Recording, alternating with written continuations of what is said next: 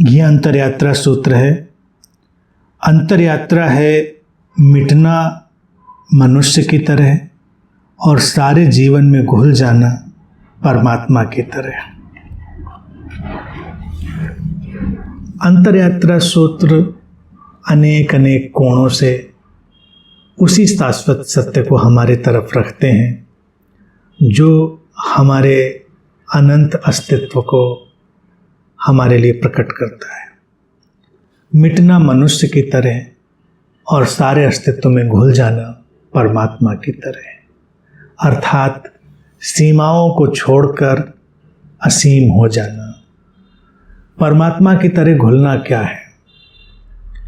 परमात्मा की जो हम अवधारणा लेते हैं वो है एक सर्वथा मुक्त घटना जिसके भीतर सारे गुण समाहित हैं, यानी कि संभावनाओं के रूप में सब कुछ उसमें शामिल है। मनुष्य हम किसे कहते हैं?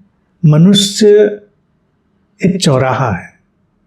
यूँ तो अगर पारिभाषिक रूप से देखें, जिसके भीतर मन सक्रिय हुआ वो मनुष्य हुआ, लेकिन अगर उसको और हम अच्छे ढंग से देखें तो ये है कि मनुष्य एक चौराहा है जहाँ से तमाम रास्ते खुलते हैं। किसी भी तरफ जाया जा सकता है, इधर भी उधर भी। नीचे गिरे तो पशु के जगत में, ऊपर उठें तो परमात्मा के जगत में, और मनुष्य जीवन की ही अनेक अनेक संभावनाएं। तो मनुष्य एक विस्तृत संभावनाओं की जगह है। कुछ भी हो सकता है यहाँ पर, नकारात्मक भी सकारात्मक भी, कुछ भी हो सकता है। इसीलिए मनुष्य के जीवन में द्वंद्व है।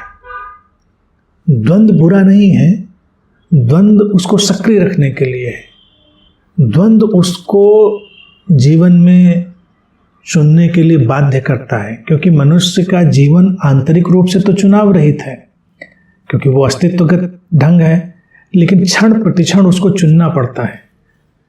जैसे चौराहे पर खड़े होकर हम बिना चुने आगे नहीं बढ़ सकते, किधर जाएं कि उधर जाएं। हमको किधर तो जाना है, हमको कुछ रास्ते छोड़ने होंगे, किसी रास्ते को चुनना होगा। तो इसीलिए मनुष्य के जीवन में क्षण प्रतिक्षण ये चुनाव है। चुनाव बुरा नहीं है, क्योंकि यही जीवन है। परमात्मा क्या है? वो चुनाव रहित अवस्था, वो निर्द्वंद, जिसमें कोई द्वंद्व नहीं है, वो अवस्था। तो जैसे जैसे मनुष्य अपने चुनावों में सहज होता जाता है, जैसे जैसे अपने द्वंद्वों को देखकर और उनके साथ सहजता से आगे बढ़ना सीख लेता है, वैसे वैसे परमात्मा के उस निर्द्वंद, निर्विचार, चुनाव रहित जगत में वो प्रवेश करता है। सूत्र कहता है कि सारे अस्तित्व में परमात्मा की तरह घुल जाना। परमात्मा की तरह घुल जाने का अभिप्राय यही है कि अब वो जो उसके भीतर प्रस्फुटित होने वाली संभावनाएं थीं, शांति की, प्रसन्नता की, प्रेम की, समस्वरता की, उनको जीने लगा है। वो उसके जीवन में खिल चुकी हैं, चारों तरफ उससे वही बिखरता है। वही परमात्मा का घुलना मिलना है।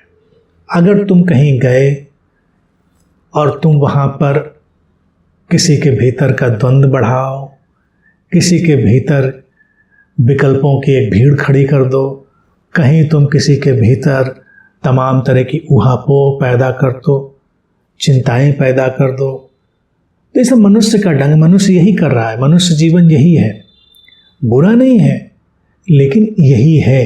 अब उसके आगे भी जाना है। जब अंतर यात्रा में कोई गया तो उसने इनके आगे के जगत को भी पहचानना तो शुरू किया, और तब वो उसके पार की सारी जो सुंदरता है उसको अपने साथ लेकर चल रहा है। तो एक अर्थ में वो मनुष्य की तरह जी तो रहा है, और एक अर्थ में मनुष्य की तरह मिट भी रहा है, और अपने चारों ओर के जगत में परमात्मा की तरह घुल रहा है।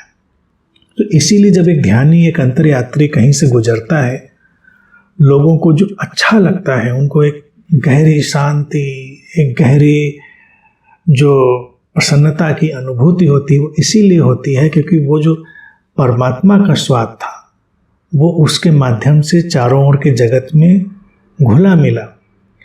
परमात्मा यहाँ पर कोई कल्पित घटना नहीं है।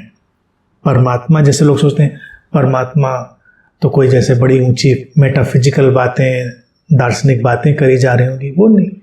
सीधी साफ बात कि अब द्वंद्व से निर्द्वंद की तरफ चले, यानी कि हम जो ट्रांसेंडेंटल डायमेंशन है, पारगामी आयाम है हमारे भीतर का, हम उसमें प्रवेश कर गए हैं, जिनका परिणाम, जो मैं बार बार कहता हूँ कि शांति के रूप में हमारे भीतर घुलता है, प्रसन्नता के रूप में घुलता है, प्रेम के रूप में घुलता है, समस्वरता, एक हार्मनी के रूप में घुलता है।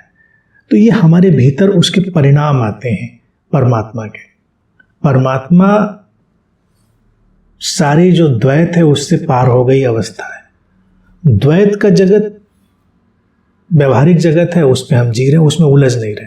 जैसे देखिए, दो पैरों पे व्यक्ति चलता है, इस बात को समझाने के लिए अस्तित्व ने कितना अच्छा उदाहरण व्यक्ति के साथ ही दे दिया, कोई किताब शास्त्र पढ़ने की जरूरत है नहीं। तो दो पैरों में कोई उलझाव नहीं है, और चलने में भी एक पैर आगे जाता है, एक पैर पीछे जाता है।